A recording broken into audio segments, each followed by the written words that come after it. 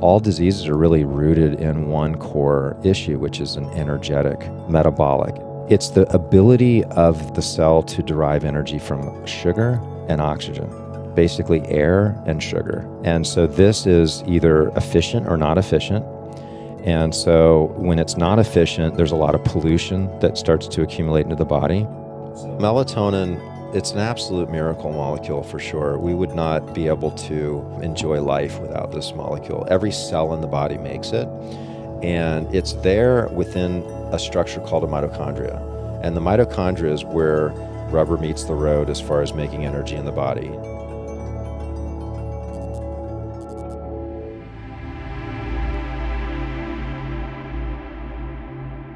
Dr. John, welcome to the podcast. Yeah, pleasure to be here. It's been a minute. We've been looking forward to this for months. Yeah. You've been coming to Austin a lot lately. I have. Just friends, podcast, business. Yeah, what is it? Yeah, just chilling, hanging with Luke and you and Khalil and just all the different people I've been meet new people every time I come here. Amazing people. You seem like you're a very social man. Would you consider yourself to be an extrovert, or are you ambivert? Are you more of like an intro or? Yeah, very rooted in an introverted past, and kind of feeling like a flower, kind of blossoming as I get older, and kind of shedding some of those, I guess it's like, you think about people that are shy, right? Is it really like shyness, or is it more that there's some fears, right, that we have that are holding us back from really just being ourselves? I think it's maybe the latter, and that's what's true for me anyway. Yeah, I can relate to that. We were eating dinner last night with some amazing people, and I was telling them, like, I'm in an identity crisis. We're changing the name of the podcast, and the audience is going to shift, and we're going to get new people, and some people are going to go in. It's like, well, isn't that the human condition, that we're always evolving, that we're constantly learning about who we really are, and then hopefully authentically sharing that with people and not being full of shit. Yeah. And one of the things I love about you is ever since I met you, I just felt this friendship. The very first time we met, you didn't have to be nice. You gave me some of your product today, which we're going to talk about. It's the meditation mist. It's changed my relationship with Carrie, with the mother of my child, which is so beautiful. Anyways, you gave me all these products. And I'm like, he doesn't even really know me. He's just being so kind. So I really appreciate you, man. I appreciate our friendship and the way that you've been for Wellness Force and for me. So it's really, really cool. Thank you. Yeah, you're very welcome. It's my pleasure. So I've done many things in my life, and they've all brought me closer to myself, closer to God, but nothing quite as powerful as doing the meditation mist and breath work together. We just did some breath work before we recorded the podcast. We're going to talk about breath and meditation and physiology and melatonin, which, by the way, is not just the thing that makes you sleepy. It has so many powerful things. You wrote a book, and that book is the Melatonin Miracle Molecule. And it was so cool. Right in the beginning of your book, you said, I dedicate this book to my mother, Pamela, for always supporting and believing in me. What's that relationship with Pamela like? How did that fuel your book? Yeah, it's bringing up some emotions as you say that. It was a bit of a troubled childhood, in the sense that both my parents were really struggling with their own issues, right? And they were trying to navigate life the best they could, and troubled marriage, a lot of arguing at home, and just a lot of hostility, and so they withdrew themselves quite a bit. And so we were both my sister and I were kind of left to, I felt very alone, a lot during my childhood. My sister was usually in her room, locked the door, and then my parents were, as I mentioned, kind of dealing with their stuff. And so I kind of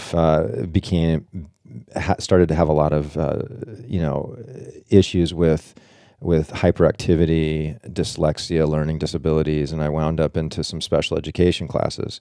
And so I became very alienated from, not really the world, I mean, it was a very challenging time, but, my mom was always there, really believing in me, and she stood by me even through some very, very difficult times that I went through as a child. And then as I got older and I started to, kind of grow out of that phase, she was always there for me, and, supporting me in whether it's financial ways, helping me through school, so I didn't have to take as many student loans out, even though she didn't have a lot of money.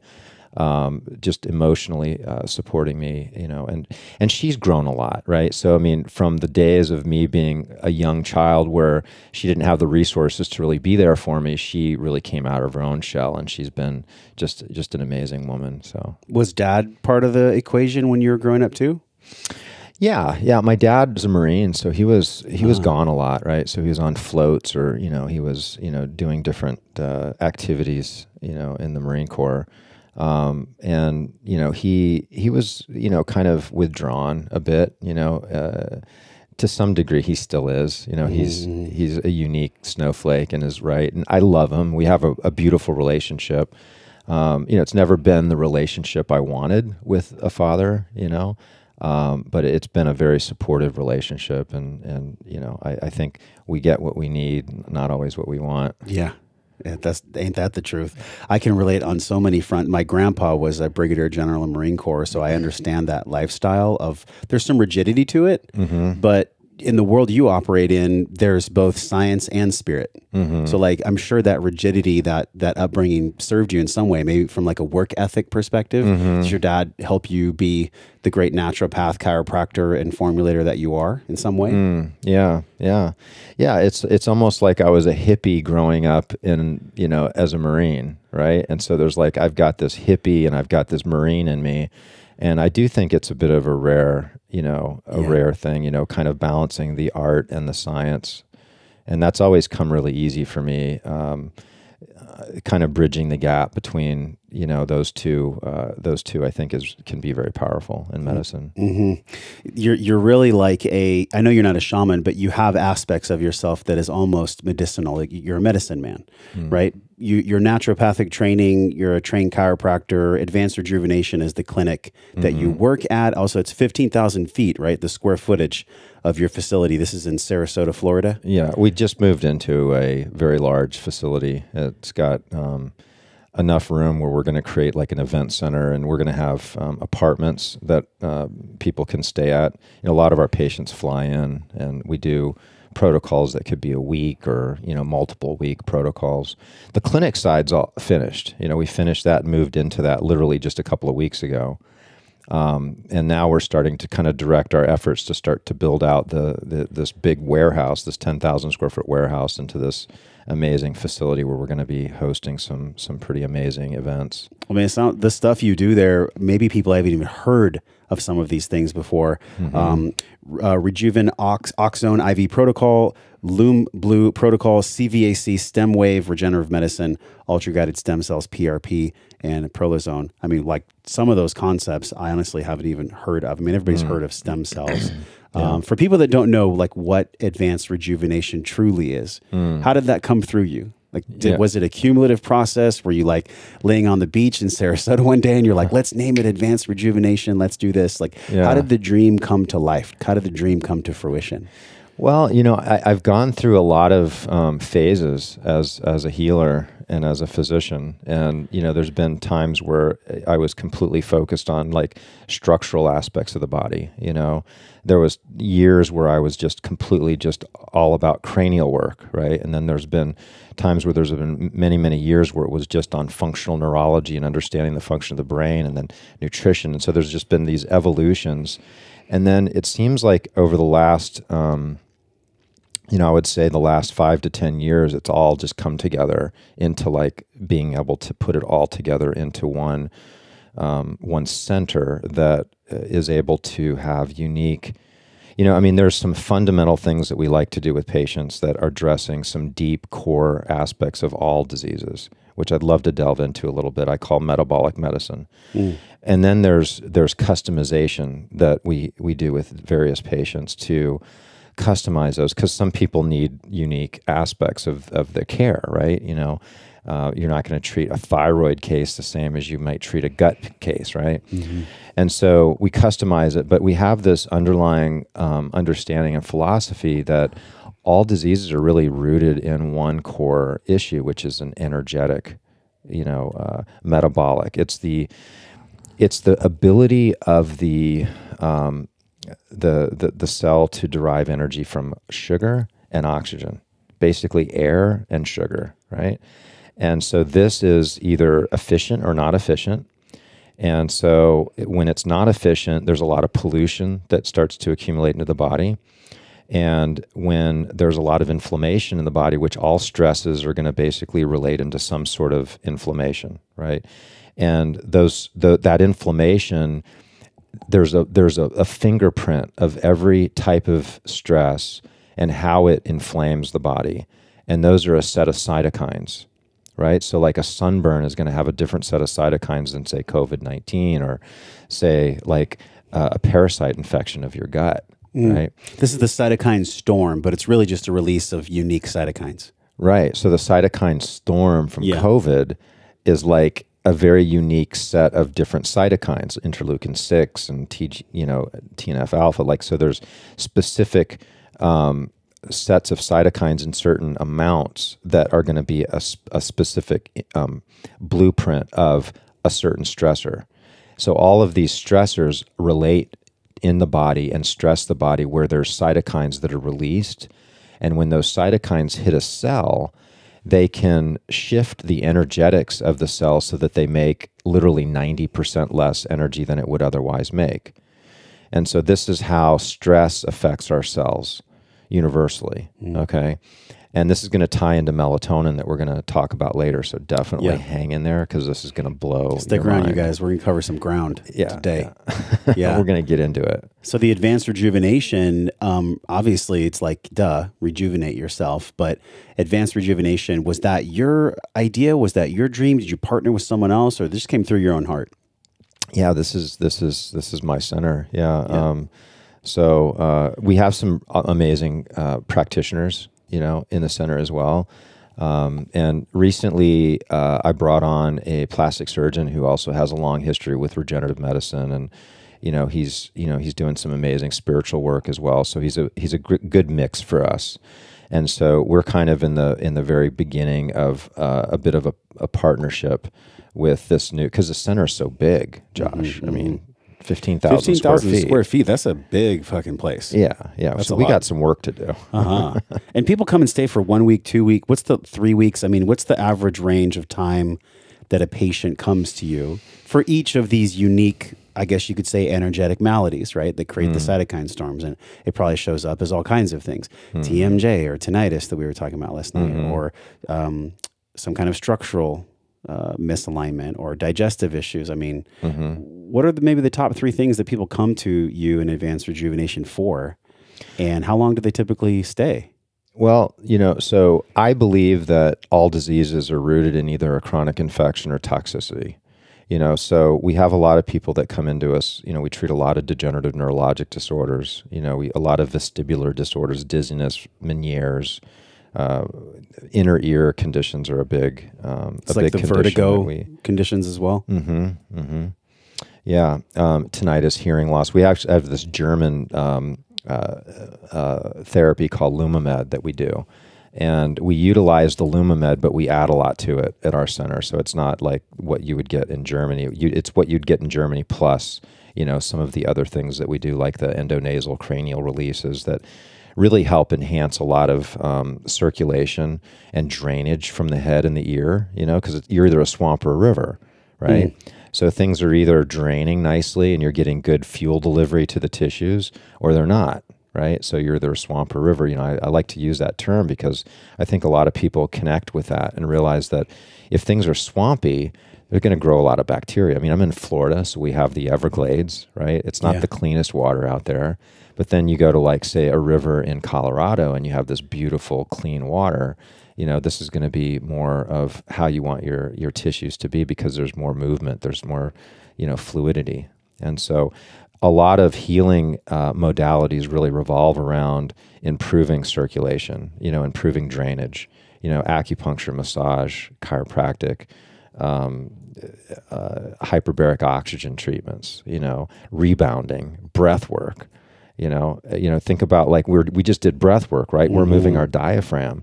We're like pumping lymphatics, like, big time. That's one of the reasons you feel so good with breath work, is the lymph. Yes. The lymph flow. So So yeah, a lot going on at Advanced Rejuvenation.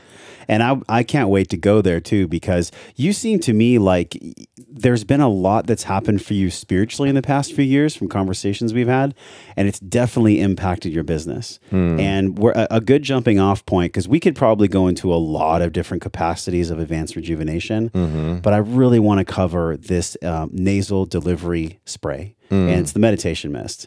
Yep. So I've probably given it to like 20 friends now. Everybody's like, where'd you get that? And I'm sending them the link.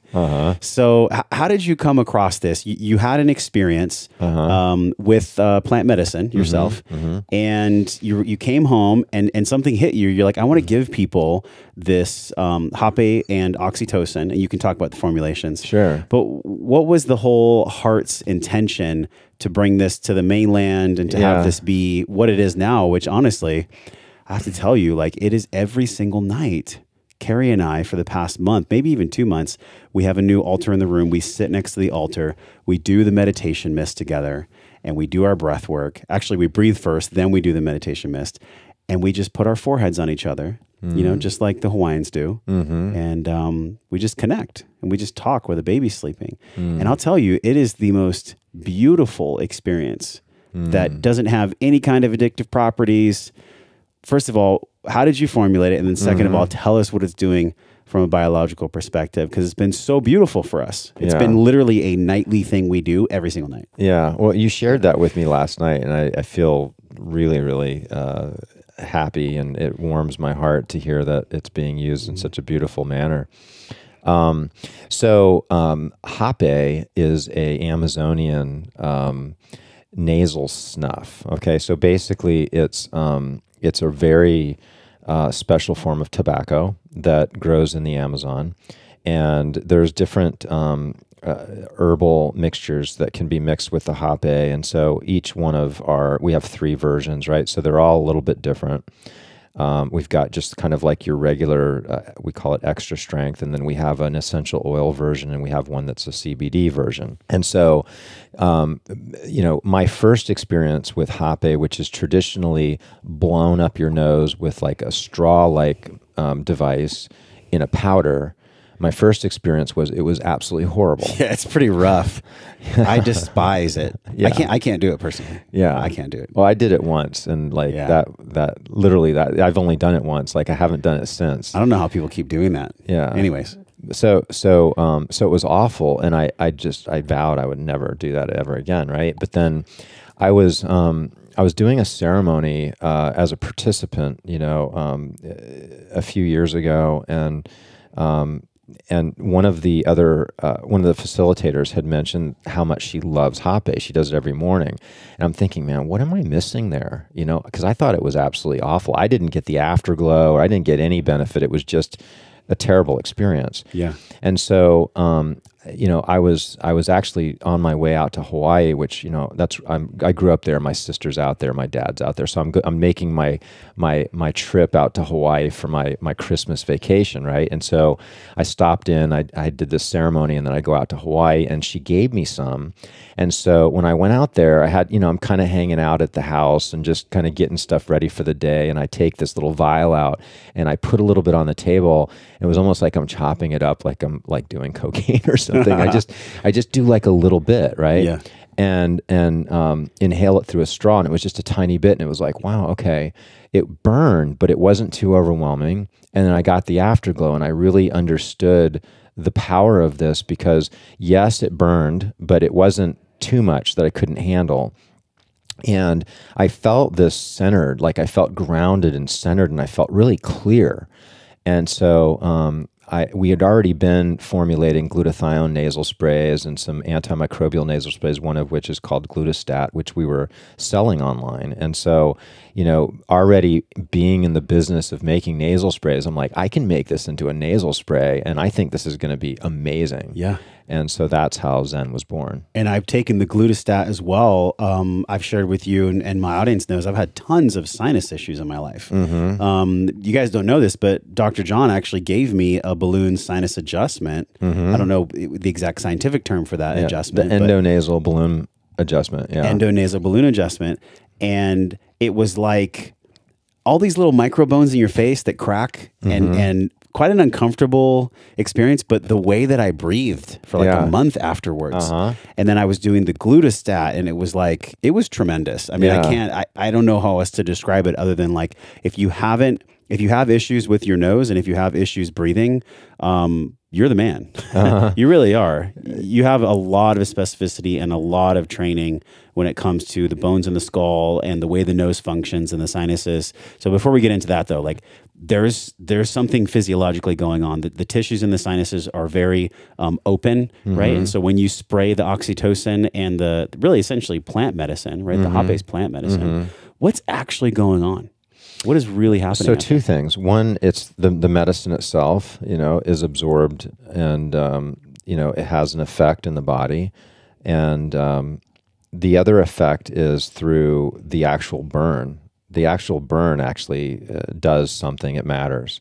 And so your trigeminal nucleus, so I'm going to get a little technical here. We're going to kind of do some science. So yes, your face, your sinuses, your tongue, the inside of your mouth, it's all innervated by something called the trigeminal nucleus, right?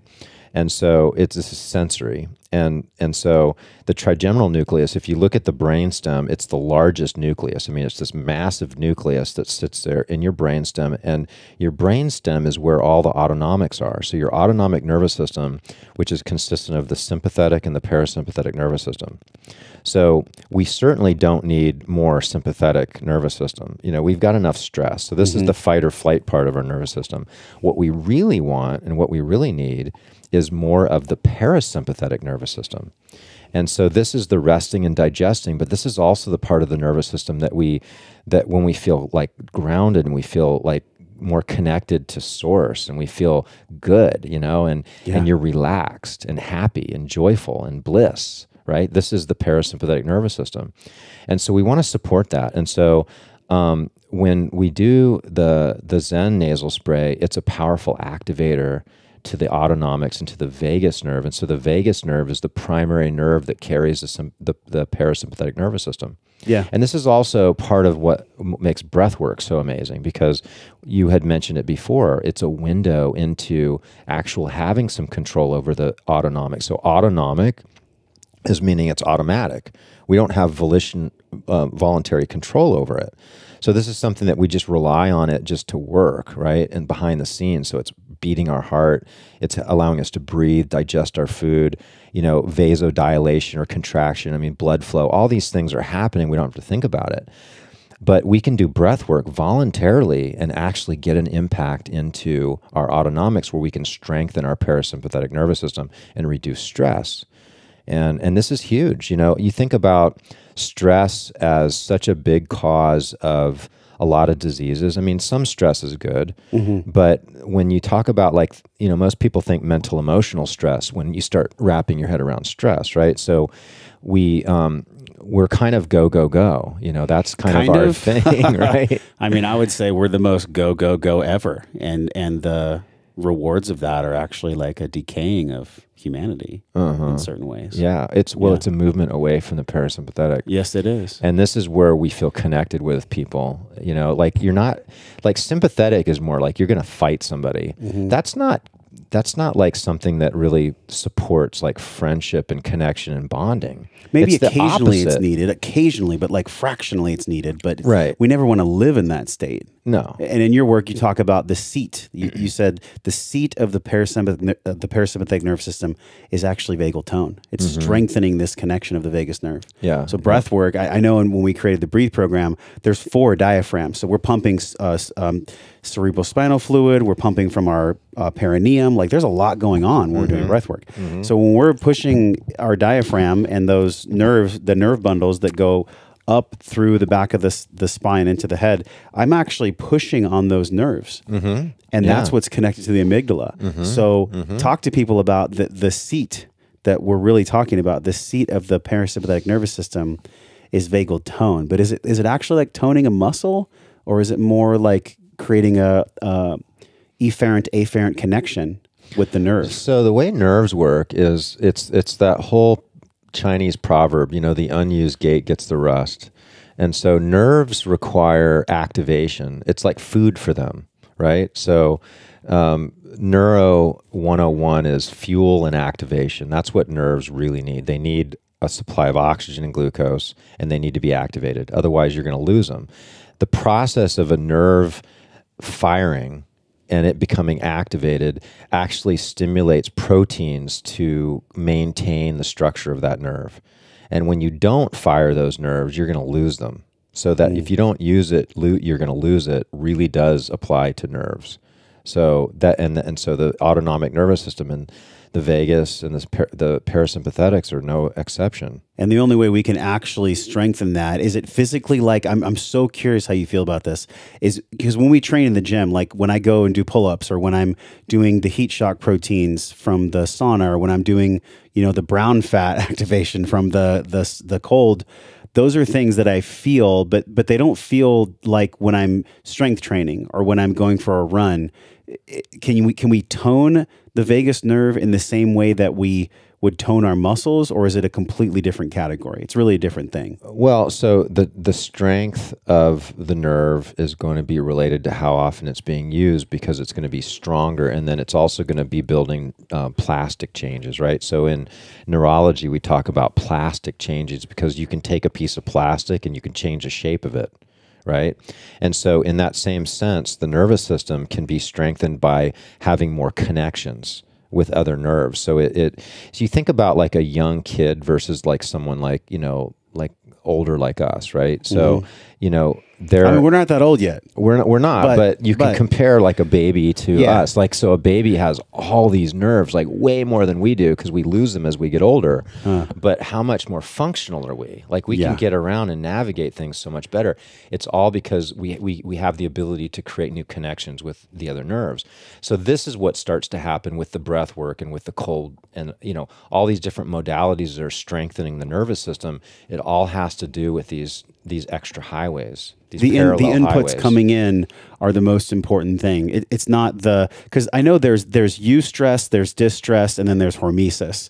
So there's certain things that we get to experience as human beings that are really good for us, but they might be super uncomfortable. Like the meditation mist. It ain't that pretty for the first 10 seconds. Yeah, but it's so a unique, good. Novel experience. It's a unique, novel experience. The most important thing to create plastic changes in the brain is the more unique, the more novel, the better it's going to be. So the same type of stimuli may not be the best to do each and every day, because that's the familiar zone, right? So you have the familiar zone, then you have the hormetic zone, and then you have what I call like the danger zone, right? So you have this zone where it's like you're doing the same thing all the time. It's like you're not going to grow with that.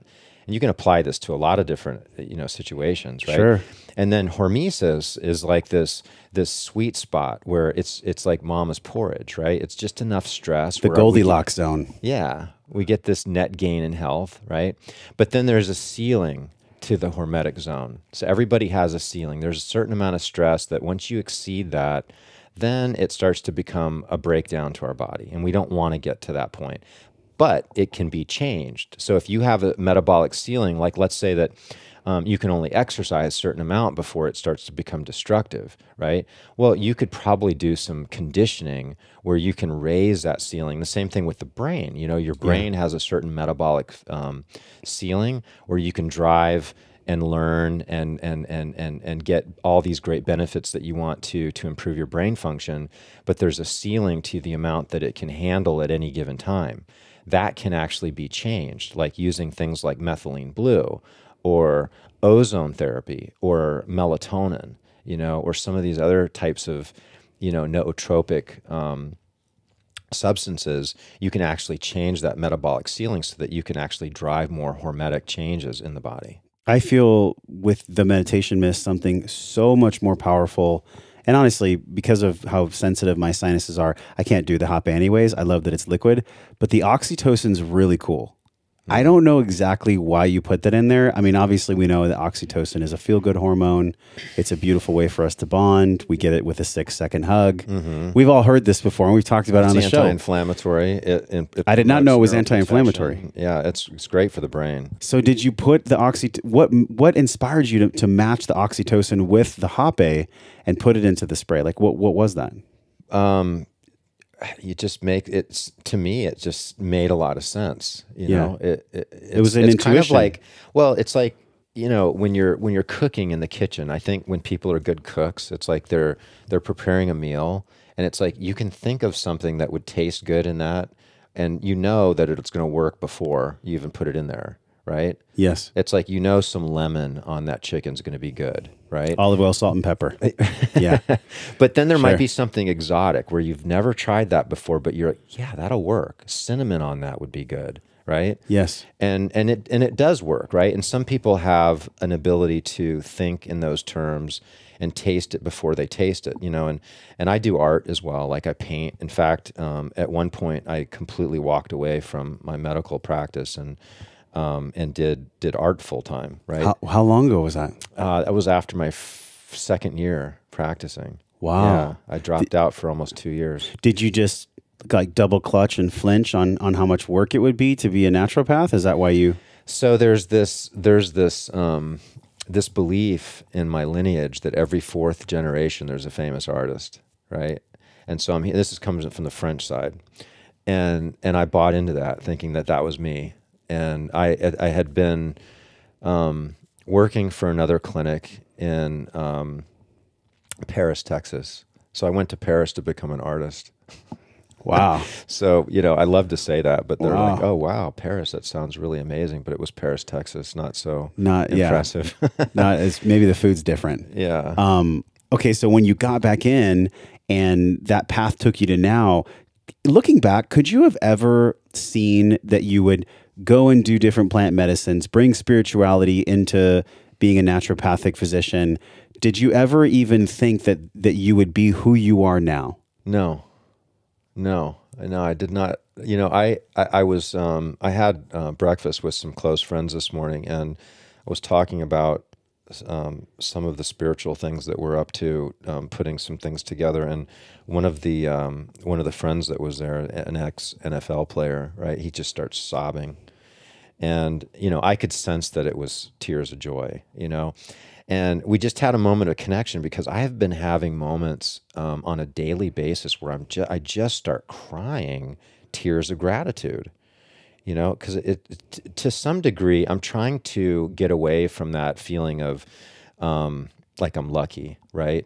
Or like, I can't believe all this is happening to me type of feeling, because then that's kind of pulling you away from like owning it, you know?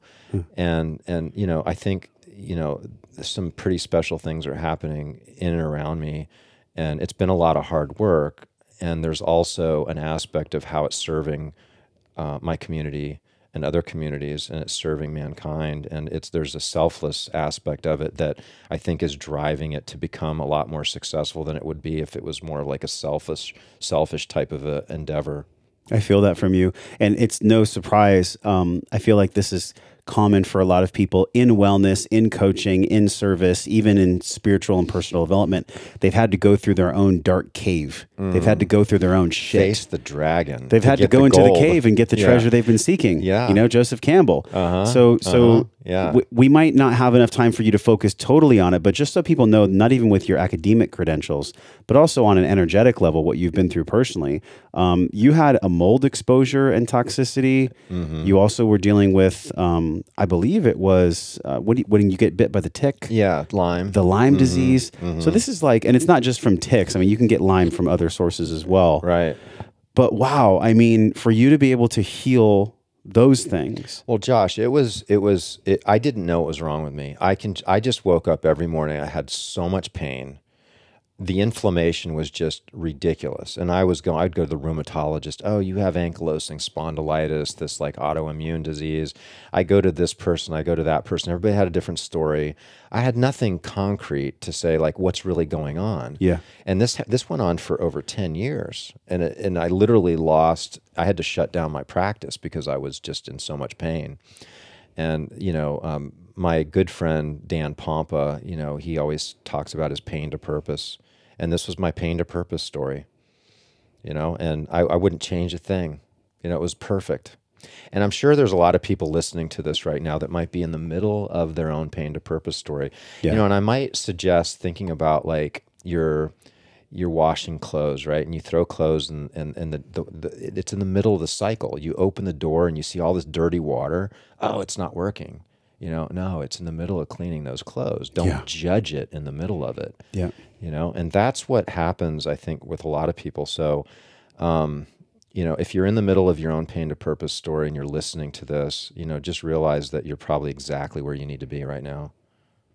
And to do your best to just be with it, like actually be in the water swirling instead of trying to clamor for the sides. Right. I remember Alan Watts, one of my favorite mentors. If there was ever one dude I would love to interview who's passed, it's Alan Watts. Are you familiar with his work at all? A little bit, yeah. And he was like, you know, life is about going with the flow of the water. Right. No one floats by trying to hold on to the water. If you try to hold on to the water, it just slips through your fingers. But if you just allow yourself to float, even if you're in a crazy storm, you'll eventually be on the right shore. Well, this is the work that my dear friend Michael Rice teaches. He studied the Aramaic Bible, and he came up with this amazing technology that he felt that Jesus came to give us, which is this forgiveness process. And he, incidentally, was doing breath work 40 years ago. He calls it still point breathing. And he would facilitate this breath work with people and take them through this process of deeply forgiving what I call a filter. So we have filters, how we filter our reality based on these unconscious belief systems, right? And so these belief systems are basically driven by goals. So we have goals for all these different things in our life, which is what you're talking about, right? So if we were to be flowing with life, we would drop our goals, we would cancel our goals. And he talks about this. He says, you know, if you're not in balance, like let's say you're in an argument with your wife, you know, she disrespected you, whatever, you have a goal for her to respect you, right? You cancel that goal, right? You cancel that goal and you drop into what's real for you because it's not about her. If you're angry and hostility is coming up for you, that's inside of you. Instead of projecting it and saying, she made me angry, you're going to actually go inside and you're going to cancel the goal you had for her and go inside and find out, like, where's that actually coming from that's bringing up that negative emotion, and forgiving that, not letting it off the hook, which is someone else. You know, like that the idea of forgiveness for most people look at is they think they're going to let somebody off the hook. Yeah. But it's an internal job, you know? You let somebody off the hook, it does nothing, right? I used to think of forgiveness as like, if I forgive, then the other person wins. That was like the less evolved version of me. Exactly. If I forgive somebody, then that means they win. Right. But who gives a shit? Like, we're not supposed to be at war. You know, our natural state is, like you said, being in the seat, the parasympathetic. I think that's how we were born to be. But we catch ourselves being in the sympathetic, which is that fight or flight, because of we're all trying to hold 20 pounds of water in a little paper cup at all times. And it just, we wonder why we have all that stress spill over, and it creates dysfunction and disease. I mean, me personally, where I'm at in my journey, is I'm carrying extra weight right now, and I'm doing all the emotional work, and I have my sauna and my cold tank, and we're by nature, and I'm doing all the things. But I'm actually, like, to sit here with you, I'm really excited about whatever it is. Because whatever it is what it is anyways.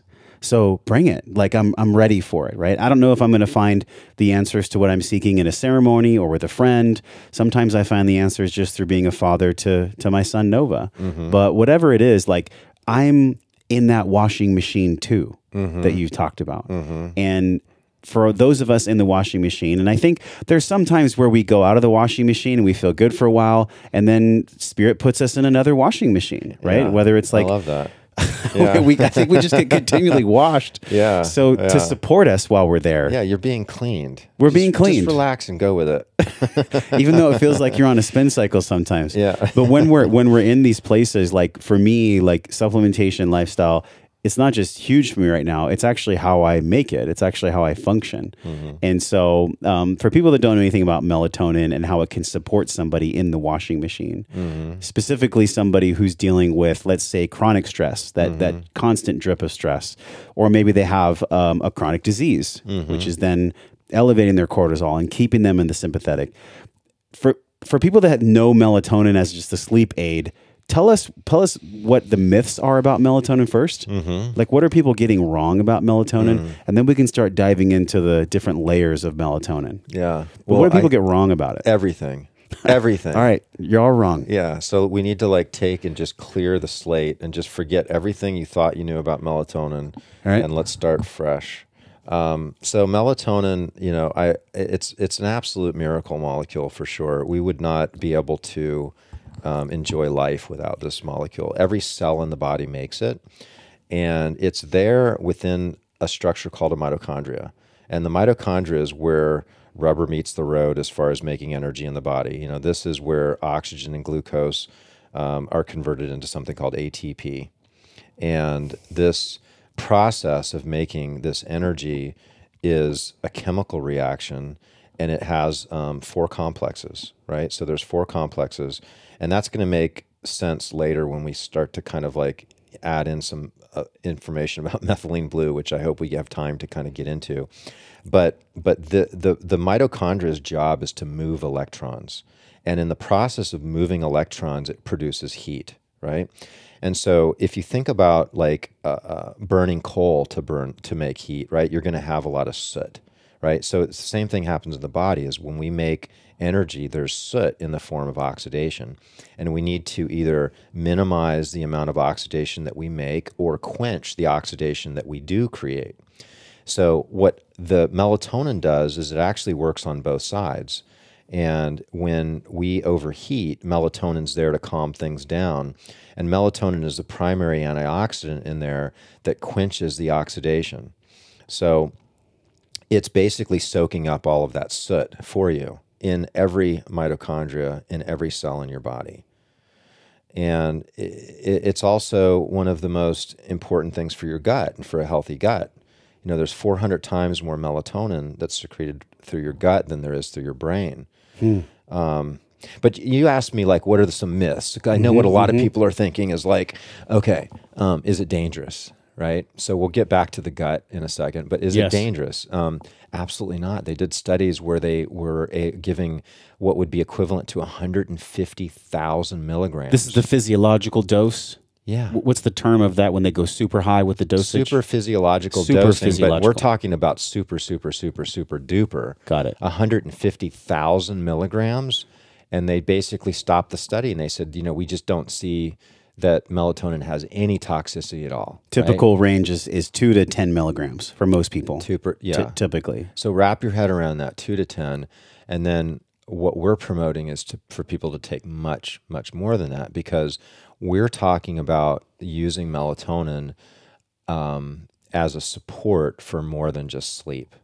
And so what if melatonin was indeed the ultimate stress resilience molecule? What if it allowed you to buffer stresses better? And maybe we have more stresses in today's world than we were adapted to deal with, right?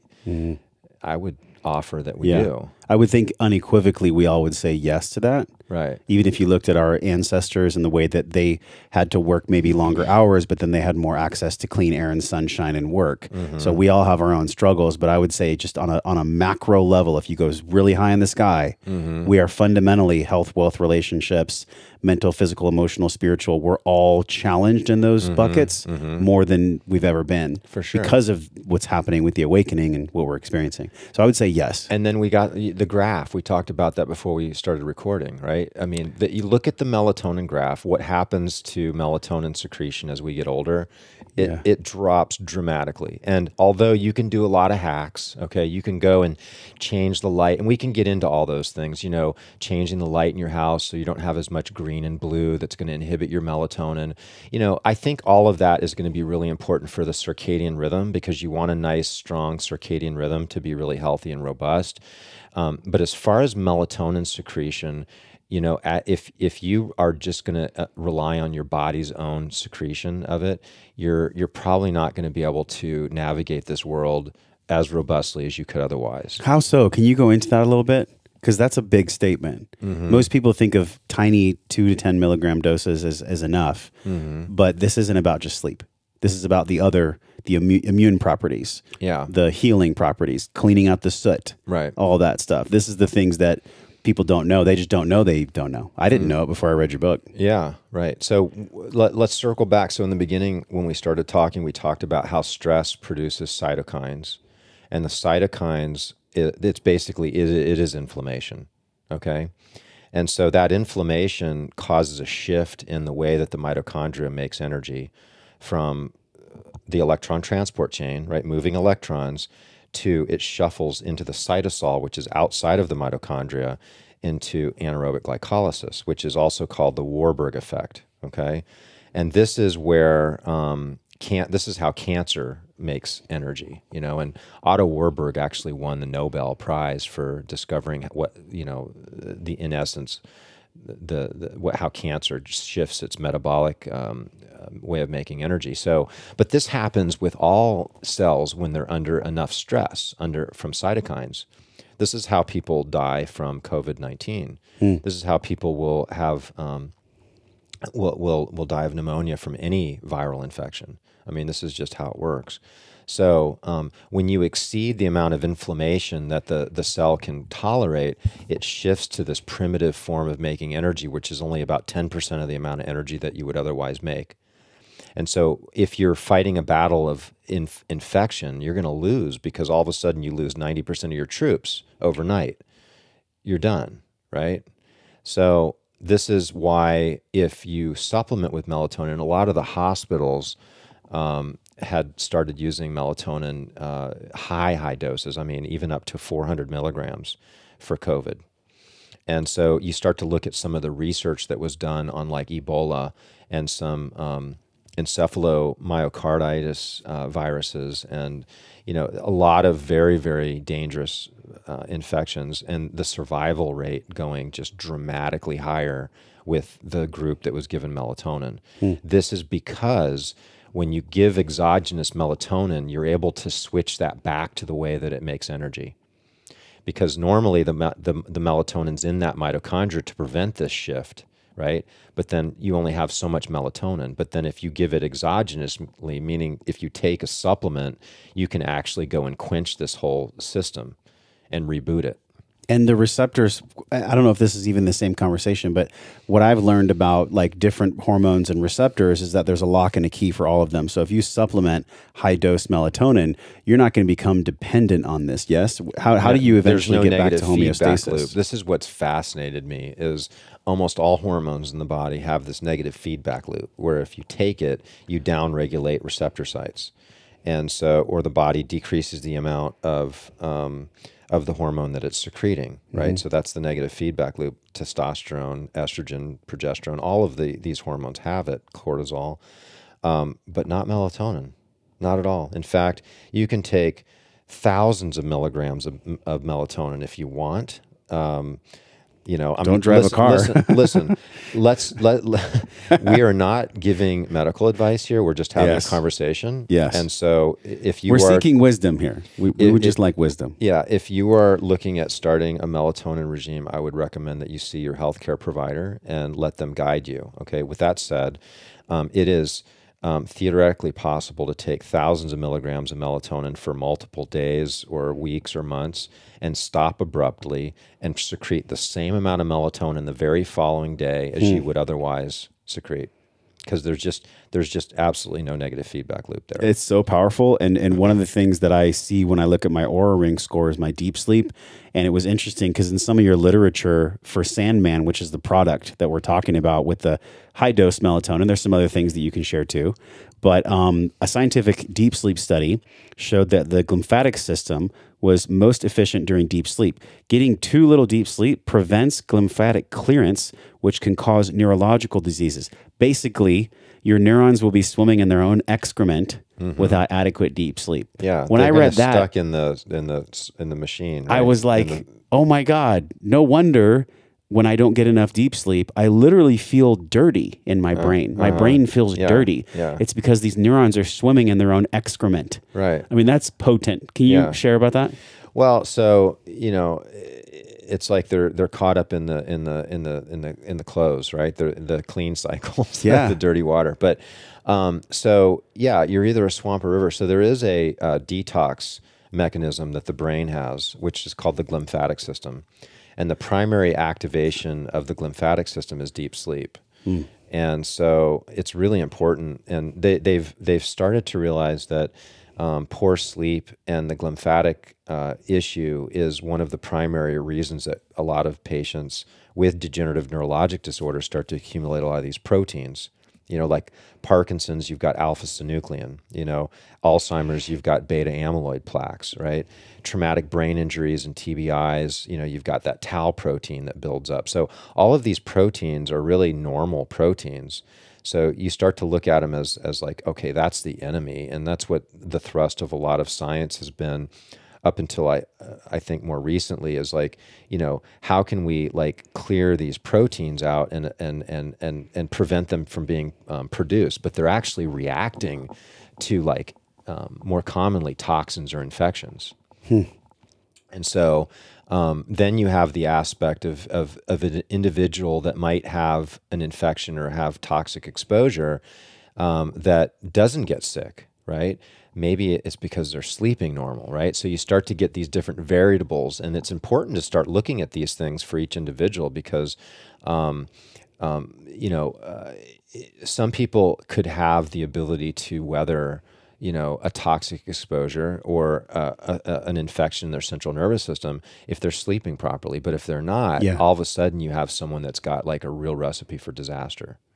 It's like completely logical for me that if we're a river and our river is clogged, then there's absolutely no way that these processes that are naturally about clearing could ever function. We can't ever clean ourselves if we have a dirty brain. Yeah. So when I read that, I was like, oh my God, how do I get as much deep sleep as I can? And by the way, how much is optimal, and how does melatonin play a role in that deep sleep and actually it occurring? Yeah, you know, 7 to 8 hours I think is optimal with overall sleep, and then, you know, an hour to 2 hours of deep sleep is optimal. You know, the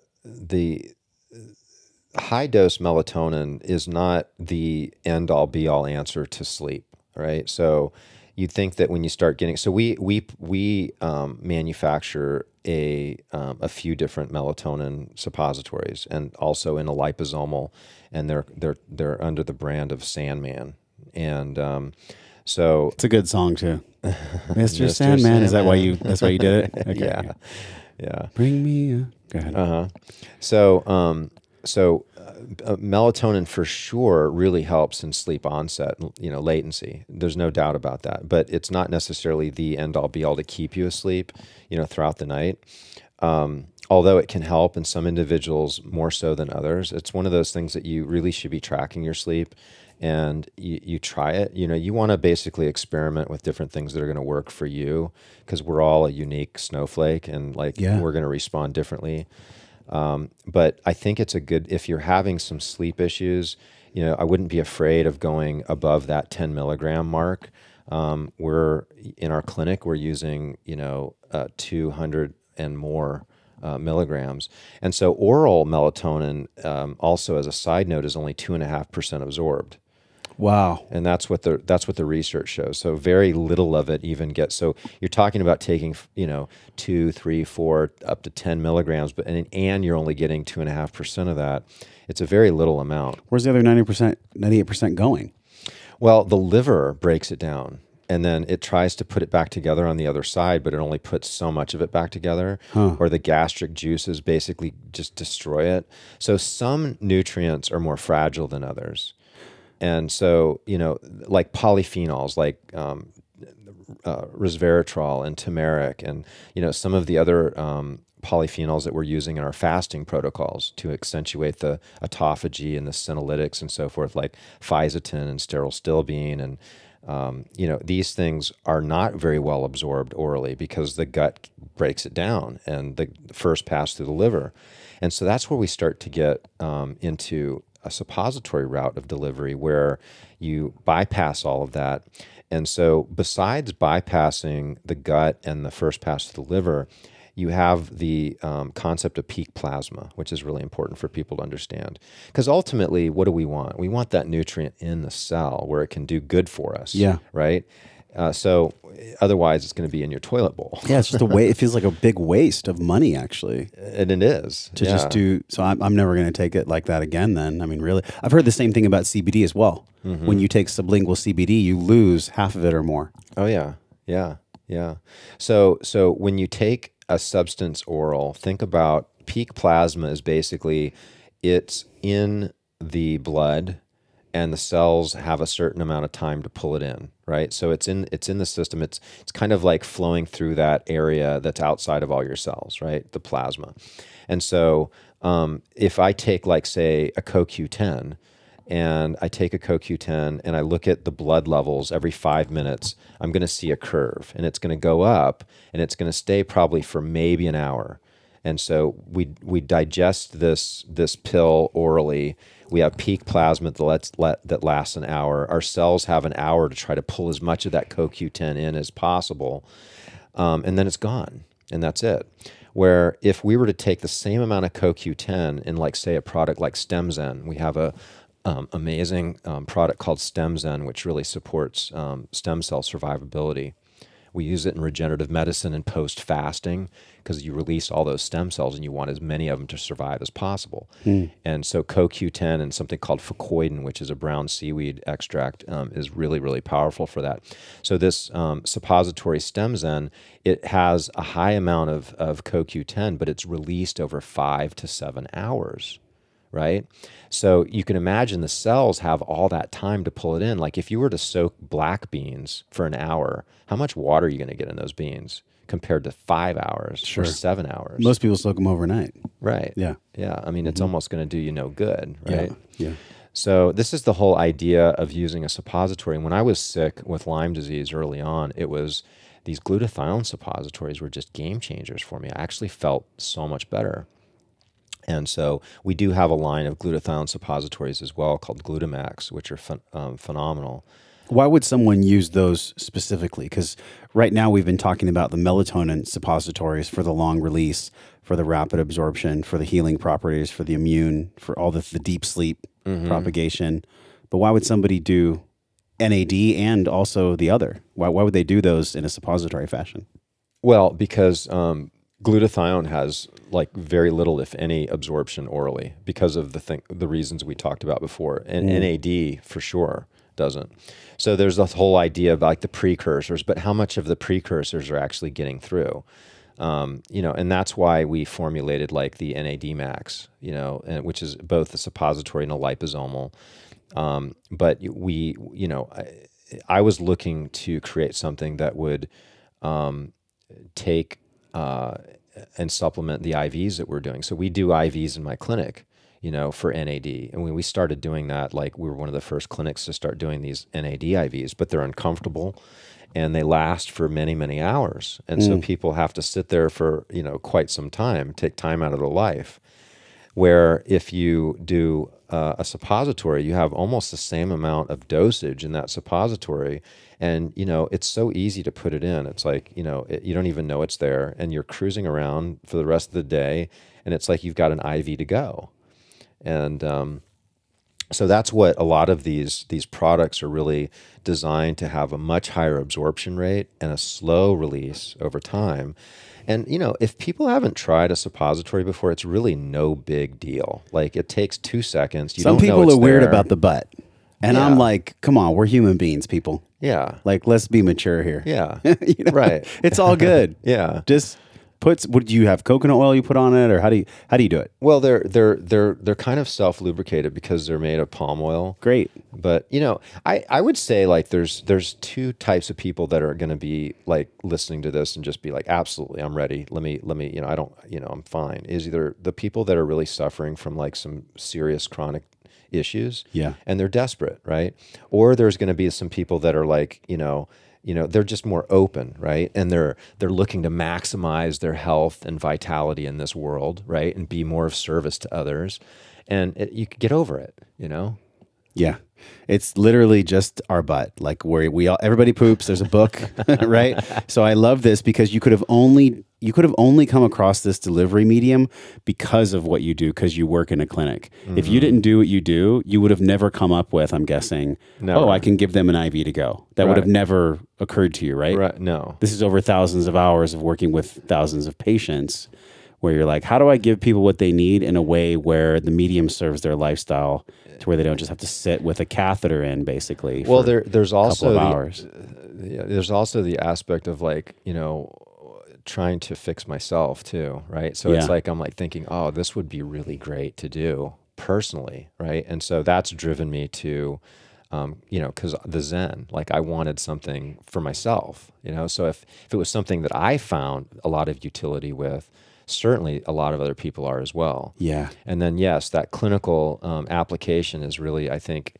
been a big game changer, because it's one thing to have a certain nutrient and a certain delivery method, but then it's a whole nother thing on like, how do you use it? Like, what are ways that you can use it? Like the travel hacker kit, it's like using some of these products to like hack and solve problems with traveling, like the circadian rhythm issue, arriving fresh and feeling good with like super high doses of NAD while you're flying, or CBD, and a mutual friend of ours, Cal Callahan, he just flew to Africa, and he messaged me when he got out there, and he's just like, I can't believe how good I feel. And he was using the Sandman every night while he was out there as well. But I came up with that again selfishly because I was going from Florida to Hawaii, all the time. I was going 3-4 times a year.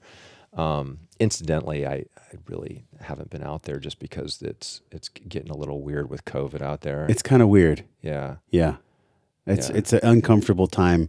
We're still swimming in an uncomfortable water as we go through our own washing machine of uncomfortability. Like there's a collective washing machine, and then there's like a personal washing machine that we're going through. And, all these tools and all the things we're talking about, like all these things directly relate to our physical health, but the conduit of emotional, spiritual, and mental is physical. If my conduit is misaligned, or I don't have homeostasis in my conduit, well, how can I give and receive messages that are loving? How can I live in a way where I can be fully expressed with my partner, or show up to my family or my work or my purpose? Like it's a big deal. And yeah, food is really important, and so is movement. But for people that, like you said, are dealing with something chronic, and I would say as a society, we're dealing with chronic disillusionment, really. I feel like we're disillusioned chronically. We've been that way for a couple hundred years now. And that reflects personally to us, because then we show up disillusioned in our relationships, that we're separate, that you and I aren't the same, that we're not built from the same source. And it's all just a bullshit lie. And so the more clean we are in our body, the more we can have loving connection and conversations. But because our conduit's clean, when the conduit's dirty, it's like, good luck. Good luck trying to connect with people and connect with yourself.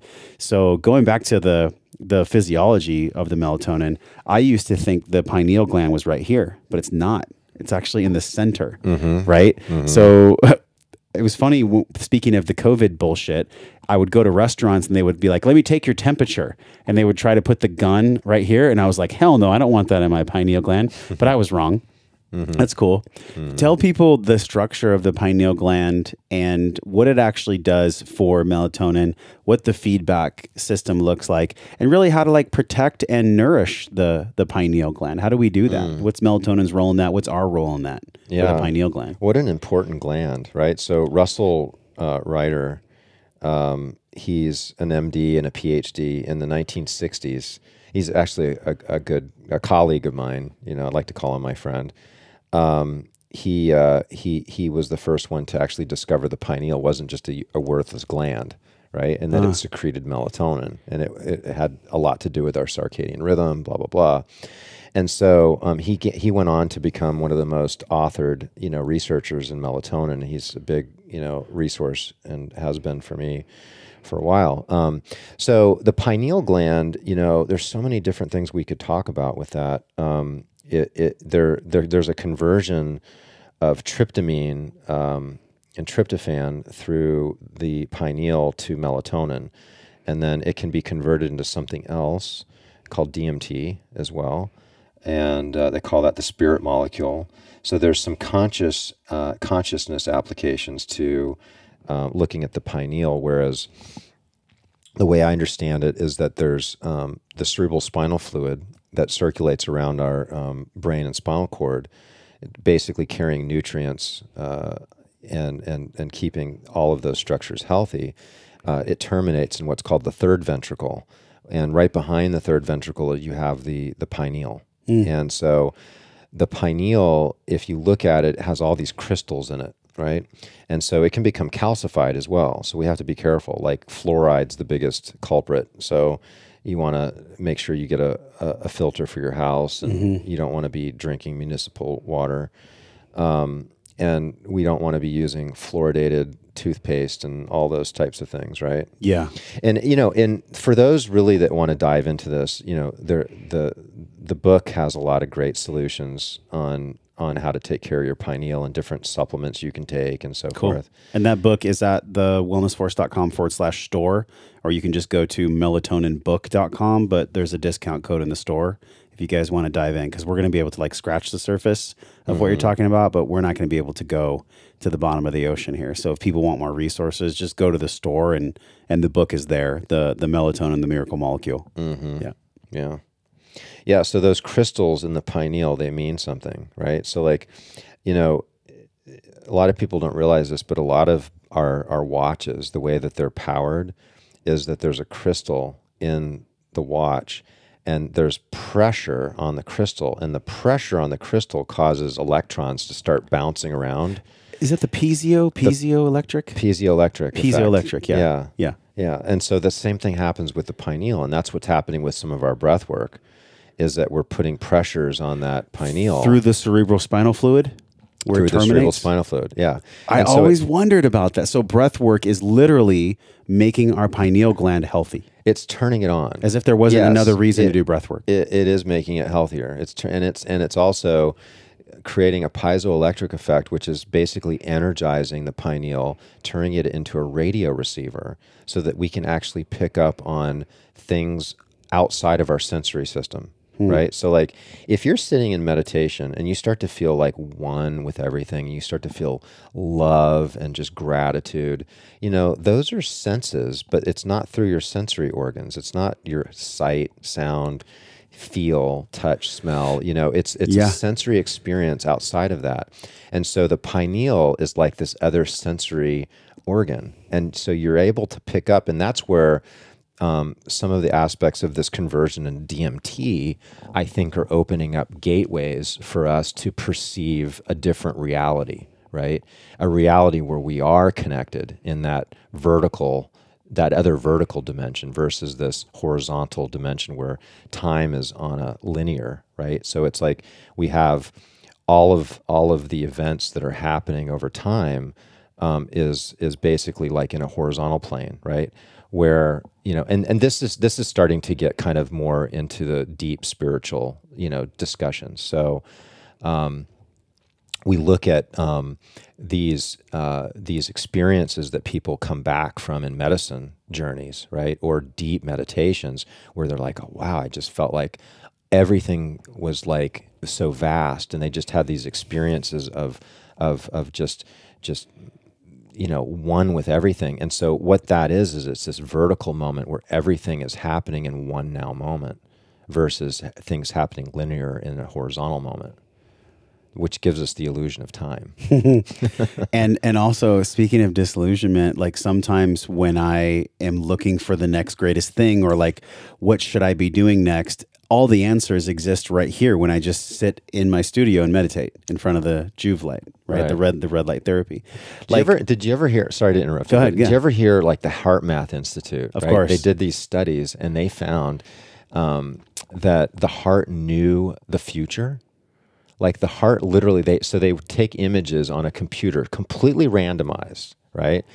And so they would have a picture. They could have a picture of a murder scene, right? Or they could have a picture of like flowers, right? And so they would have a certain effect to the autonomic. So now that we've talked about the autonomics, people are going to basically really pick up on this. So if there's a sympathetic response based on like a gnarly picture, like of like a murder or something violent, versus like a parasympathetic effect, like a beautiful landscape or something like that, they can pick that up with being able to sense the reaction of the heart versus the brain, because they had them hooked up, right? And so that they found that up to 20, I think it was 20 seconds before the image came up, the heart knew. And so they concluded that the heart seems to be the real brain and that it transcends time and space. And this is real science. We're going to search that study, and if Lauren can't find it, we're going to get you to put it in the show notes, because that's potent. Yeah, I love good that stuff. And I've heard of the mirror neurons in the brain and the heart. I've also done the heart math protocol many times. I've worn the ear device, and I've breathed and watched the response right there on the screen. And so I'm aware of that like coherence breathing that they talk about. But the way you just described it, where the heart could literally see what was coming, I've never heard of that. And that's absolutely fucking inspiring and beautiful. Yeah. It's really cool. It's total truth. Yeah. And they believe that it's much longer than 20 seconds too. Like they think it might be up to a day or more. So follow your heart. That's the message. Your heart knows. Get out of your head, drop into your heart. But we get stuck in our heads, Dr. John, when our conduit's dirty. We get stuck in the head. When you have too many goals. You have too many goals. We have too many goals. And then also what hit me is I was thinking of the book Letting Go, and he talks about the greatest space in all of time is the space between our head and our heart. It's the largest space for us, but it's actually only like a foot. Some people even less. And I really think about how silly we can all be, myself included, when I choose to get stressed out over things that I can't control. And I think about how that puts me, I feel how that puts me into my sympathetic. And so sometimes it takes some kind of exogenous piece or some kind of supplementation to get us back to center, to get us back to homeostasis, to get us rooted again. Yeah. And so when you look at the NAD and the melatonin and all the different things that you provide to people, what's the through line? What are the 1, 2, 3 things that most people that are out of homeostasis would really benefit from? Well, on the top of the list would be melatonin. And going, like we said, we talked about supra-physiological dosing not being a medical concern, right? Again, talk to your healthcare practitioner before you try anything new. After that, I would, I start all of my patients out on a 30-day sinus protocol. I find, especially now, if you're really wanting to, think about the internal mask, right? Where everybody's talking about the mask, right? And the external mask, but the internal mask, right? So if we want to have a situation where we're less susceptible to things that are in the air, then we don't want to have a sticky biofilm in our sinuses that's going to attract it, right? So it's going to be like flypaper, grabbing everything that's in the air. And so by taking care of your nasal passages and your sinuses through sinus hygiene, then you're going to have less likelihood that you're going to get sick. They've done studies on this, right? And so, glutathat's a great product for as an antimicrobial and to cut down on biofilm. And so using it for 30 days makes a lot of sense. I think. Is that like after a sinus rinse or after a sinus rinse? So the way I like to do it is I'll do a neti pot in the morning and I'll even put like a little bit of iodine in with the water, the neti pot, or sometimes I'll put a little bit of colloidal silver. And you can even pour a little bit of glutastat in there too, which is like if I'm sick, like I'll actually pour a little glutastat. I'll put all of it in there. I heard a few biohackers talking about xylitol, putting xylitol in the water as well. Have you experimented with that for sinus rinse? That's xylitol has antimicrobial effects as well. So you could do like some xylitol, some glutastat, some really clean water that's been really boiled. If you do put xylitol in your water at your house and you do it in a nasal wash, you're violating some patents. just keep. I don't know. A lot of people care, but right. But yeah, it is patented. But yeah, Yes. you could do all of that. Absolutely. Cool. Well, that's close to my heart because, knock on wood, I've had really great sinuses. Yes, I think the adjustment you gave me with the balloon and also using the glutastat has been great. But out here in Texas, people get this like cedar fever and all these respiratory issues. I haven't had it since I've been out here. So I really believe in sinus care. There's an entire module in our Breathe program that this is going to be a great educational piece. We'll take some of this interview and put it into the program because people that can't breathe through their nose, they can't really do proper box breathing. Right. Inhale nose, exhale mouth. And also, if you look at James Nestor's work with breath, or even Dr. Belisa Vranich, she wrote Breathing for Warriors, or just anybody that does breath work or that teaches breath work, we have to have the nose to breathe properly. If people have a nose that's clogged, then I think you're right on the money, Dr. John. Well, 30 days of sinus care. Yeah, the other thing is a lot of people are carrying like infections in their sinuses, and there's some really nasty ones. Like there's one called Marcons, which is really what got my attention with, I had Marcons. And how did you know you had it? I tested it. It's a nasal swab. Nasal swab. And anybody dealing with any like significant health issues should definitely go to their doctor and request to test that. It's a nasal swab. I think it's like $150 to the patient. And if they have a hard time finding a doctor that'll test them, then they can reach out to me because we do work with people distance.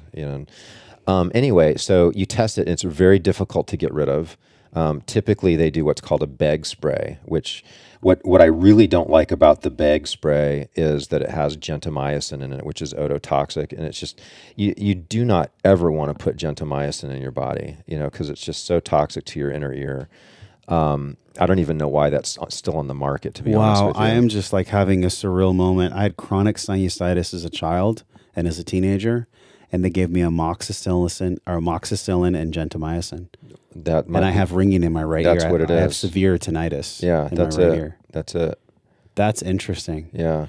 See, these are the things that people don't talk about, and the pharmaceutical company has even tried to patent melatonin, which you talk about in your book, and they weren't able to. So the ways that sinus impact our body, our health, our life, it's tremendous. It is absolutely tremendous. And I feel like I really have to lean more into the education of the sinuses and sinus care and sinus health, honestly. Because I was even talking to Dr. Ben Lynch about this, and he had a friend that had mold, and he had fungus, a severe fungus infection in the sinuses. Yeah. And so, think about that. You talk to a cocaine user, right? And you ask them, what's the quickest route to the brain? It's through the nose. Yeah. Right? So if you have stuff growing in your sinuses, you can just imagine how neurologically that's going to show up. So you want to talk about, issues with the physical body and dealing with consciousness and happiness and all of that, that really makes a great argument for people to really start paying more attention to their sinuses, for sure. So when you get in there and you work with patients for the first 30 days, what do you typically hear from as far as feedback when they're going through the 30-day period of sinus care? And what does it look like? Because you started and I kind of pulled you away from it. Yeah. but you started with the actual wash and then giving them the glutastat. Where else do they go in that first 30 days as far as sinus care?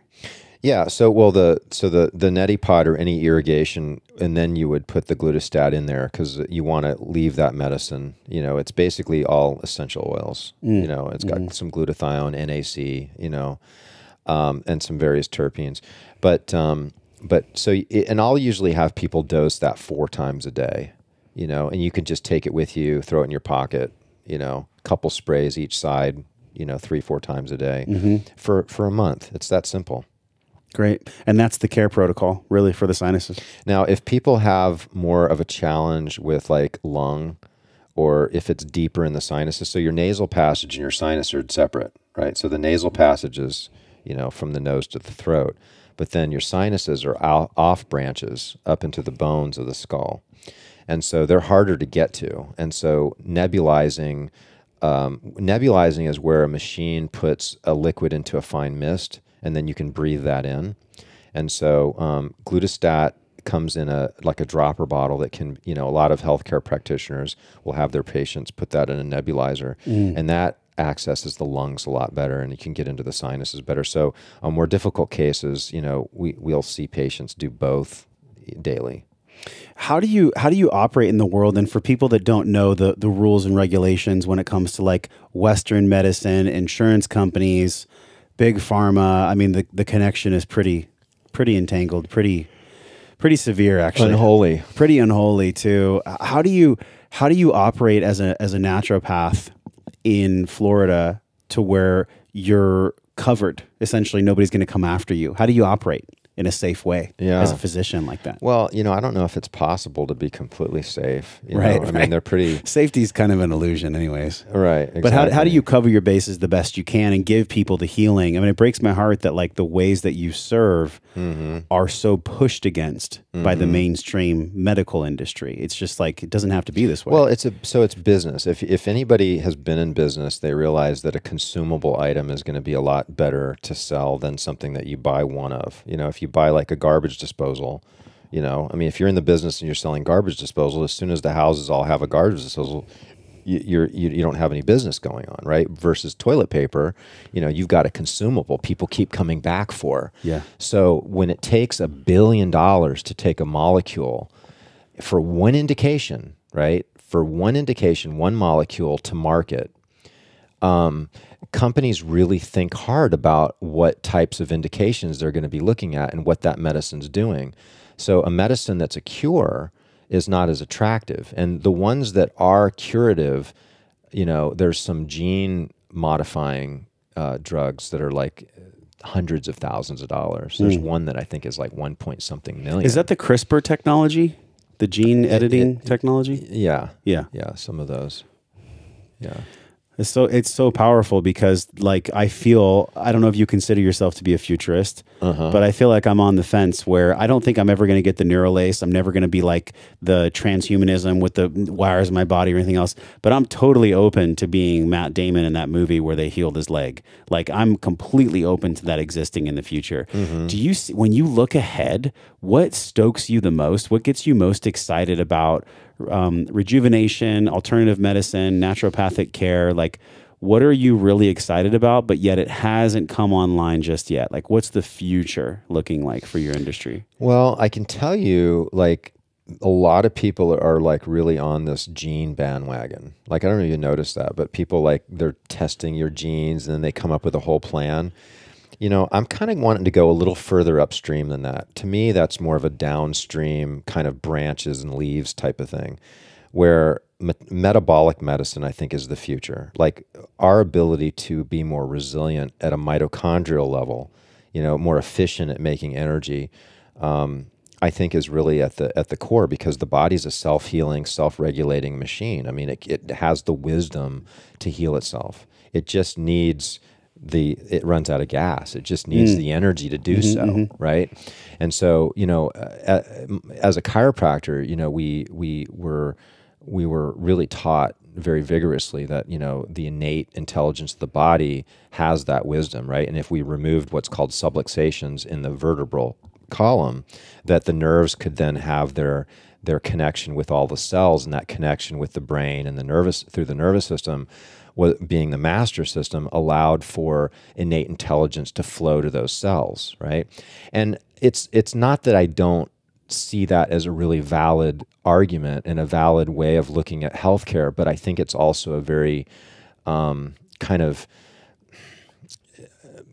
limited way of looking at health, right? A lot of chiropractors I've met, and it's no diss to chiropractic because I think it has radical efficacy, but sometimes when I talk to chiropractors, it's really myopic. It's like chiropractic is all you need. Well, but take that same argument and think about the innate intelligence within the cell and the ability to make energy, right? And it's that energy that is going to fuel the intelligence, right?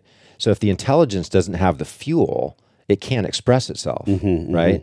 So you could have that same chiropractic philosophy, which is the same philosophy acupuncture has. It's the same philosophy that osteopathic medicine, which used to be a lot like chiropractic, used to have. And so a lot of these very holistic practices, you know, they have that same philosophy that the body is self-healing, self-regulating. And so I think that you can really boil this down to a more core concept of, you know, cellular energy. And so structure absolutely matters. You know, structure matters, chemistry matters. It all matters. You got to look at it all. But there's going to be some lower lying fruit for people because people are busy, right? You're not going to ask them to be basically quit their job and they got to do all these things to make stay their healthy. Health. That's sometimes people write in, they're like, I literally don't have time to do a 4-hour morning protocol and then go through all this supplementation regime. Like, I have a life, I have kids, I have things to do. So like, we have to meet people where they actually are and give them something practical to give them some traction. And that's where, so we didn't really get into methylene blue yet, but I think it's time. Let's go methylene blue. And I don't know if I showed you You've got a lozenges. blue tongue. Yeah. Well, I don't know if you guys know this, but I have a blue tongue. I don't know if you can see it. The other way. Go the other way. There it is. Okay, it's there. And I don't know too much of the science. I'm just test piloting something. But you also engage in this with advanced rejuvenation in your business. And by the way, I just want to get clear. MitoZen is the supplementation company, right? And that's underneath your parent company, or is that the company itself? Oh, it's a completely separate separate company. Yeah. Okay. So with MitoZen and with the blue, why is the blue so magic? Like, what exactly is it? So it's a salt, and it was discovered in the late 1800s as an industrial dye, right? And so people thinking like, my gosh, why would I want to put an industrial dye in my body, right? Because it's this brilliant blue color, right? Yes. But, you know, it's simply a molecule, right, that was brilliantly blue, and it happens to be a good dye. So they were starting to look at the need to dye different microbes so there was a parasite that would carry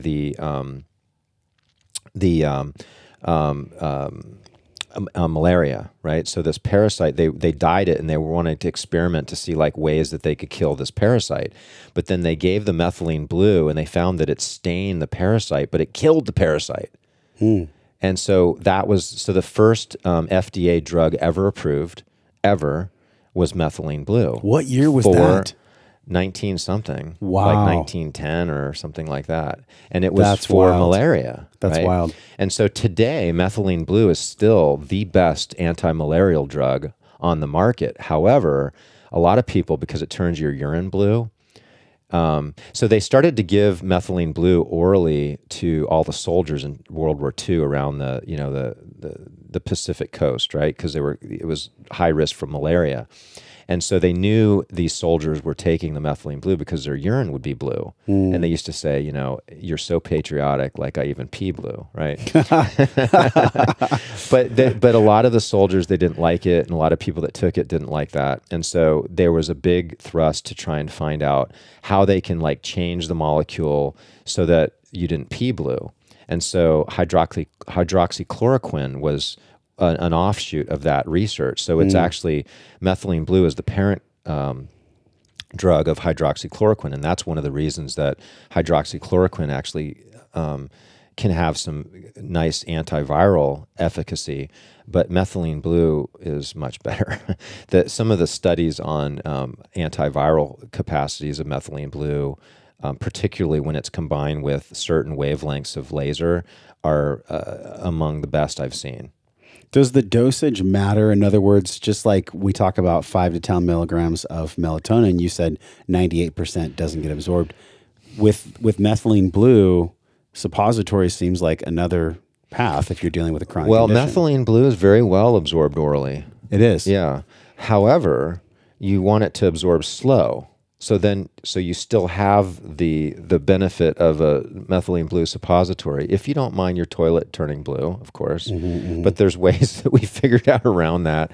But yes, we did launch the Lumitol Blue, which is a 60 milligram methylene blue suppository, and we're seeing that really have some great effects at raising the methylene blue effects. So you don't want to spike the methylene blue. So it's safe to be at about 10 milligrams per kilogram of body weight over a 24-hour period of time, no problem. However, you wouldn't want to give all of that at once because there can be some complications. And the other thing that people want to consider about methylene blue is that it can have some interactions with SSRIs. So if you're on antidepressants, MAO inhibitors or so forth, you want to make sure you definitely talk to your doctor and really look at safety aspects of using methylene blue. But for the most part, it's extremely safe and well tolerated. It seems like the NAD, the methylene blue, the melatonin, these are all things that people can do on the regular. And the affordability of these versus going to like your insurance company, people pay thousands of dollars a month for just medical insurance. Oh, yeah. As if it's some get out of jail free card. Yeah. It's wild, man. Well, and it doesn't cover what you probably want or need. Like, I know for me, like they're probably not going to my world and the average person's world, as far as like what I would be willing to subject my body to, is radically different. Like a lot of people, like I look at like most medical procedures as pretty barbaric. Like I just you wouldn't find me going to a general practitioner and going through the regular, emergency medicine's a whole different deal. Yeah. Right? I get a heart attack, I want to go to the hospital. Yeah. But if I have a chronic disease, I'm certainly not signing up for going on XYZ 10, 12 different medications for the next rest of my life, because it's not treating the problem. You're just basically keeping the body in a chronic state of disease, which kind of circles us back to the whole business aspect. If companies are driven to come up with solutions for you that keep you in a chronic state of disease, they're not motivated to find solutions that are curative, because they lose the patient. They make a sale or a few sales, and then there's no more sales to do. So they have to recoup that $1 billion. So there's a lot of amazing drugs that are being shelved. I mean, I can talk to you about like leronlimab, right? I mean, this drug proved that they could pull people off ventilators. 86% of the people given this monoclonal antibody that has virtually no side effects, that was given thousands of doses to HIV patients, saved Charlie Sheen's life. They did studies on severe to critical COVID. 86% of the people were coming off the ventilators, and the FDA basically just shut. It's just a crime. There's some criminal shit going on. Absolutely. And I have no qualms about talking about it or publishing it. Like, we've had a few strikes on different social media platforms already. But I will say, like, if you guys are really interested in just the potent science of what you're talking about, go to wellnessforce.com/345. It was our original interview in 2020, actually, with Dr. Zach Bush. Yeah. And he broke down hydroxychloroquine and the different antiviral properties. Yeah. So if you could wave a magic wand, like just for a moment, let's just play. If you could wave a wand and you could literally give people the kind of health that they deserve, what are the building blocks of how you do that? Well, it would be multifactorial. There would be some really important bullet points that I think would be important to pay attention to. Breathing, nasal breathing, sleeping, right? Supporting your parasympathetic nervous system, proper nutrition, exercise. These are some basic things, that I think are important. Sinus hygiene. We covered a lot of these things. And then if you really want to dive in and really take care of yourself. This is what we want. Yeah. Then you want to start looking at things that are going to really hack that mitochondria. And that's where you start getting into melatonin. You start getting into methylene blue.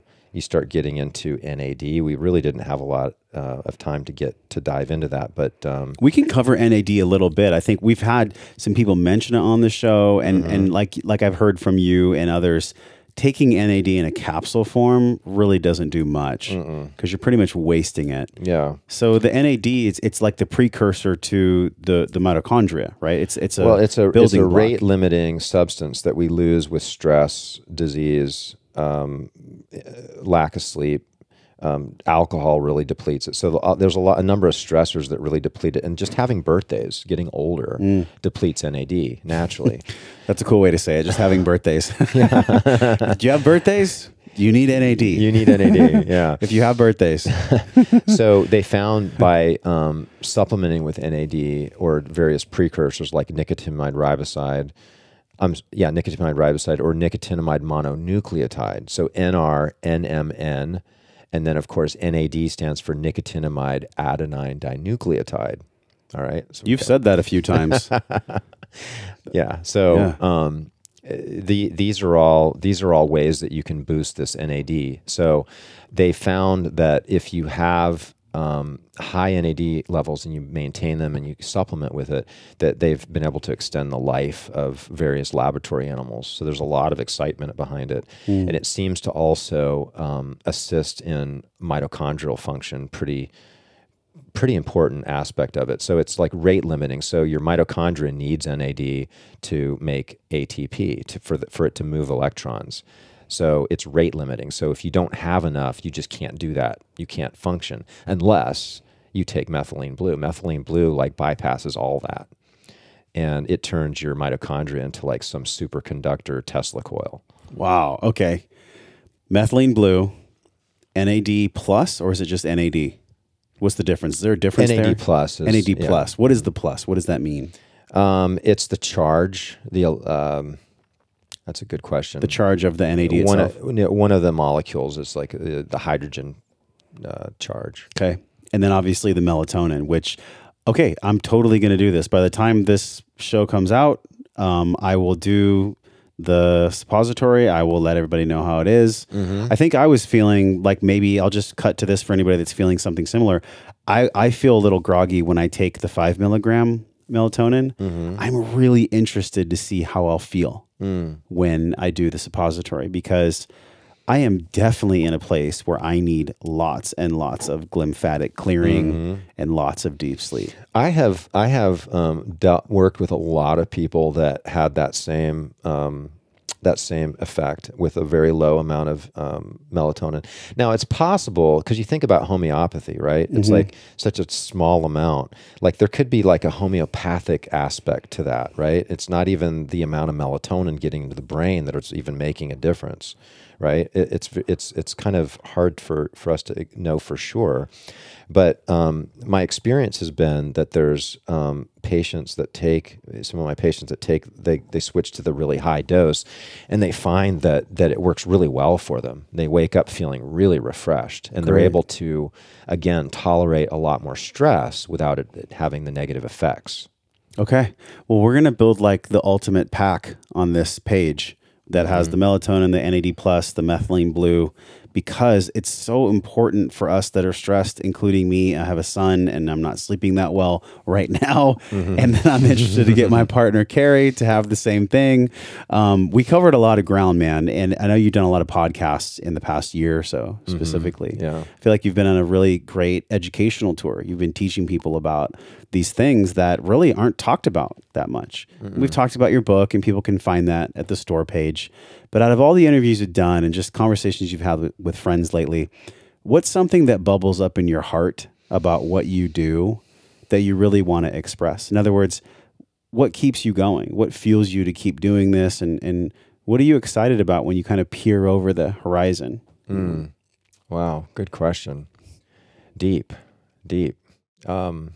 Yeah, so the depth of this human experience, you know, and just getting deeper into just knowing myself, which is all of us, right? And just that spiritual journey, which it's really taking that direction for me personally. You know, of course, you know, there's Dr. John the healer and blah, blah, blah, but then there's this internal journey that is really much more rich, and it really matters more than anything else. And I feel like the Dr. John journey has allowed me to meet amazing people like you and other amazing beings, and opened a lot of doors that wouldn't otherwise be there. And so I'd like to continue that journey and just keep on opening those doors and exploring what those have to offer. To see what's out there. Yeah. Or because when we see what's out there, we see what's in here. Yeah. We see what's out there, see what's in there. It goes both ways, right? Yeah. And somebody that is experiencing this conversation, it's for them too. You know, no matter if they're an intrapreneur, an entrepreneur, a mom, a dad, like whoever we are, don't you feel like all of this is just bringing us back home, which is to death? Right. And I've had to meet death multiple times, and we were sitting at dinner and I was talking to Luke about this, and he was like, you know, if you go to Bufo and you actually meet God and you have a conversation with God, you'll know that you actually are made and you are God yourself. You're not the creator of all things, but you were made by the creator of all things. You're a piece of it. And so therefore, and I'm not advocating that people run out and do bufo. I think it's much more beneficial that people take care of the conduit first with all the tools from Mitozen and from advanced rejuvenation. Like, let's do that first. Then do your breath work, then do the Vipassana meditations, then do your vision quests, then go to a plant medicine ceremony. I'm not saying that people should sprint to a plant medicine ceremony, but when you've gone to these ceremonies and when you've met yourself and when you've met God, like, what have you actually found, you yourself? A peace, just a quiet, stillness, the gap, I call it. There's a gap where, the ego is no longer, and that's really, I've had an experience with Bufo as well, and that's just such a dramatic effect in that setting, right, where you literally, like, you do not exist anymore. It's just your awareness, and it's a little frightening going into that experience, like when the ego really just drops, But the more you circle back on this without medicine. So medicine for me is just a signpost, right? It's like this is the reality of everything. This is what's behind the curtains. And then from there you start to explore it and cultivate it naturally on your own. And so expanding that gap and getting into those states where there's no self, right? The emptiness that the Buddhists talk about. That's what keeps expanding and growing for me. Have you ever gone too far in a journey, or have you ever gone beyond your edge? Well, it never turned out to be that way, but of course there's times where you feel like that's happening, right? And whenever that type of experience has happened for me, I just try to make it bigger. If something scary comes up, you feel like you're too far, you're gonna lose yourself. I think that's the biggest, is that you are gonna be annihilated, right? And this is one of the things that I've come to terms with my own self, is that the ultimate fear that I've been holding on to is the fear of annihilation, that I would no longer be, right? And that is almost driving every aspect of a lot of the mental, emotional challenges that I've had my whole life. You and all the buildings that are in downtown Austin and in major cities across the world, all those buildings, I feel like, were built because of a father wound or a fear of death. Yeah. If you really break it down to the bottom of everything. Yeah. Do you find that's the case when you get a multi-million-dollar CEO in your office and he or she is like, yeah, I have all this money, but like, I'm broken? Do you direct them to the medicine path sometimes? Oh yeah. Well, we do ketamine in our clinic. So, but ketamine is different. Like ketamine, I did ketamine at Field Trip Health in Houston, and it was like so different than the earth essence that I feel from like an ayahuasca or a psilocybin. It was very different. It's very powerful. I spent most of my session crying and thanking God and being grateful for just being alive. That was my ketamine session. Yeah, so it's a medicine. Is it the best psychedelic medicine? No. But it is legal, and it's something that we can do in the clinic, and we can address the mental, emotional, spiritual aspect of health and healing that is driving the disease in the first place. And you know what? Psilocybin and MDMA are not far away, and we're ready to integrate those into our protocols once they're available. When do you feel intuitively that those will come online? Your guess would be as good as mine. Okay. Yeah. Yeah, there's no way to really tell. No, a year or two. Okay. Maybe. One of the things that we have a lot of people that have done journeys or that have come on the show that are involved in the esoteric arts, or they've gone to different realms and they've been to different dimensions. Like even our 3-part series with Paul Chek, I'm like, it was just like 5-6 hours of just the most insane wisdom I've ever experienced. And even just in talking with you, I'm reminded that we're all still figuring this out. We're doing our best to figure it out. Nobody's got it down perfect yet, but we do need mentors. We need mentors. We need guides. We need people that are truly wise, that can help us along the way. And I consider you to be one of those people. Thank so you. It's been a total honor to chat with you today. And I know this is one of many. This is just one podcast that we're doing. It was exciting because I've never had so many conversations with someone and touch the essence of what they're doing for the world, consuming their products, doing their thing. This was really unique. And so it makes me a better person. It makes me connect with my woman in a better way through the meditation mist. So, dude, thank you. Really appreciate you tremendously. Thank you. It's been a pleasure. It's been incredible. And as we say goodbye, this mental, physical, spiritual, emotional, and even financial. I used to think wellness was a cube, and now I think wellness is a pentagon because we need to add in financial intelligence. But in that pentagon or in that cube, how does Dr. John Lieurance actually define wellness? Like if you had to be on a stage and tell a stadium of 50,000 people, hey, this is what's really important for you to know about being well, about having well-being. Yeah. How would you define wellness to them? Well, I think it would be different with a lot of different situations. You've got people starving in, Africa, that wellness might be a lot different than an executive in Manhattan that is looking at wellness, right? Yeah. So balance, one word, it all comes down to balance, and when you start to throw things out of balance, whether it's the chemistry, the structure, the sympathetics, the parasympathetics, the stress in your life versus the resting and like enjoying and laughing and, all of these things really matter. And I feel like it's the balancing too. Because when I'm balanced, it's not like another day goes by where I remind myself to get balanced again. And I really love that too, because that is the ultimate goal, isn't it? For us to not feel burdened so much and out of balance. Yeah. But it feels like, to me at least, I don't know how you feel, it feels like a moving target. Well, yeah, because we're in a world that's moving, and a life that's moving. It's changing, and it's going to be different moment to moment. Yeah. Well, we've had some great moments today. Tell people where they can learn about you. Where do they get involved? Yeah, so mitozen.com. That's where you can find, Sandman and Glutastat and all the different supplements. And then our clinic is advancedrejuvenation.us, and we're in Sarasota, Florida. And then I have an educational website, ultimatecellularreset.com. And we have a YouTube channel named the same.